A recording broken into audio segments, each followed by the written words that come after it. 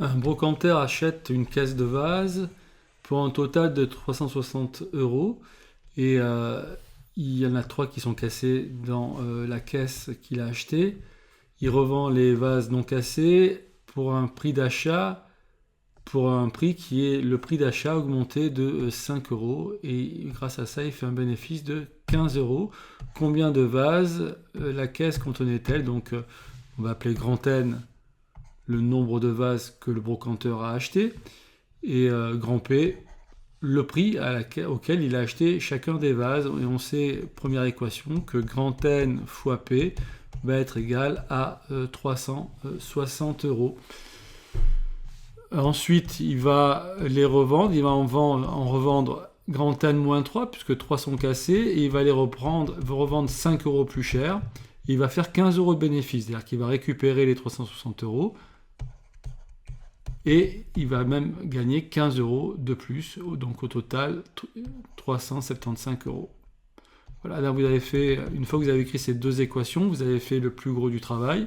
Grâce à l'équation 1, on peut, donc l'équation 1, on peut isoler, alors si on cherche d'abord grand N, on va isoler grand P, P égale 360 divisé par grand N, et on va mettre ça dans l'équation numéro 2, pour qu'il n'y ait plus de P dans l'équation numéro 2. On va obtenir grand N moins 3 fois, alors non pas le grand P, mais 360 divisé par N, c'est grand P, hein, mais c'est grand P en fonction de grand N, plus 5 égale 375. Voilà notre équation. Ça n'est pas encore une équation du second degré. On a par contre un dénominateur qui vaut grand N. Alors ce qu'on va faire, c'est qu'on va multiplier par grand N de chaque côté.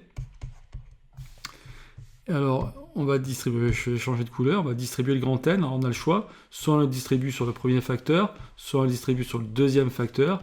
On va le distribuer sur le deuxième facteur, évidemment, pour faire disparaître le grand N. Et on obtient N-3 fois, alors grand N fois 360 divisé par grand N, mais ça fera 360. Et grand N fois 5, ça fera 5 grand N. Et ceci est égal à 375 grand N. On va distribuer 360 grand N plus 5 N carré moins 3 fois 360, donc 720.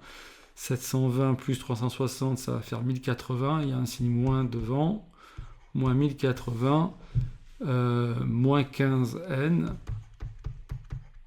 Tout ça égale 375 grand N. On va tout faire passer du même côté pour avoir une équation du type AN carré plus B grand N plus C égale 0. Donc on obtient 5 grand N carré.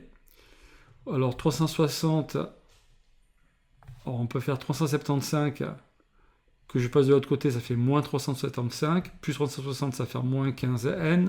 Moins 15N ici, ça va faire moins 30 grand N, et il nous reste moins 1080 égale 0. Alors ici, soit on remarque que 5 divisé par 5, ça fait 1, 30 divisé par 5, ça fait 6, et 1080 est aussi divisible par 5. Soit on ne le remarque pas, ce qui n'est pas grave. Alors dans la correction, j'ai fait la simplification, j'ai pris des nombres, des paramètres qui seront plus petits parce que je divise tout par 5, ce que j'ai le droit de faire dans une équation, hein. On cherche, on divise par 5 des deux côtés. Par contre, si vous aviez une fonction qui a cette expression-là, si vous divisez par 5 l'expression, vous avez une nouvelle fonction, hein. Les y sont divisés par 5, d'accord? Donc faites attention à ce type d'erreur quand même. Donc ici, on va laisser ça comme ça, on va calculer directement delta. On pourrait diviser par 5 et simplifier les termes, hein, les paramètres A, B et C.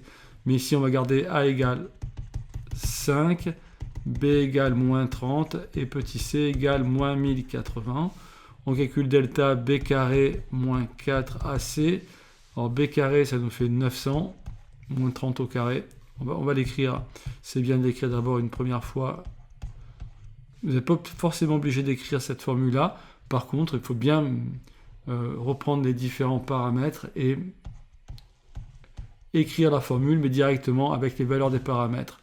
Petit a, c'est 5, et petit c, c'est moins 1080. Je mets encore une fois, je le précise, la parenthèse, pour ne pas avoir un signe multiplié qui est directement suivi par un autre signe opératoire. Ça me fait 900 moins et moins, ça fera plus. Et 20 fois 1080, ça donne, on peut prendre la calculatrice, hein. Donc si je fais 900 plus 20 fois 1080, j'obtiens 22 000. Donc au total, hein, j'obtiens... attendez, je vais effacer ça. Au total, on obtient 22 500. On vérifie tout de suite si ça correspond à une racine carrée correcte, parce que on cherche grand N. Grand N, c'est forcément un nombre entier. Si ici on a une racine carrée, ça commence... Enfin, si on n'a pas un nombre entier, ça va être un peu embêtant. Si c'est pas le carré d'un nombre entier, 22 500, ça va être embêtant. Donc je fais racine carrée de la réponse. J'obtiens 150. Ça, c'est 150 au carré. Du coup, j'ai bien deux solutions. J'ai deux solutions. J'ai grand N1 qui est égal à moins B, donc 30, plus racine carrée de delta, donc plus 150, divisé par 2 fois, c'est-à-dire 10. 2 fois 5, ça fait 10. Ça me donne 180 divisé par 10, c'est-à-dire 18. Deuxième possibilité, c'est 30 moins 150 divisé par 10. Et là, ça va donner un nombre négatif, hein. Alors, moins 120 sur 10, c'est-à-dire moins 12. Et ça, c'est impossible. Je ne veux pas avoir un nombre de vases qui soit égal à moins 12. Donc la réponse, c'est grand N égale 18.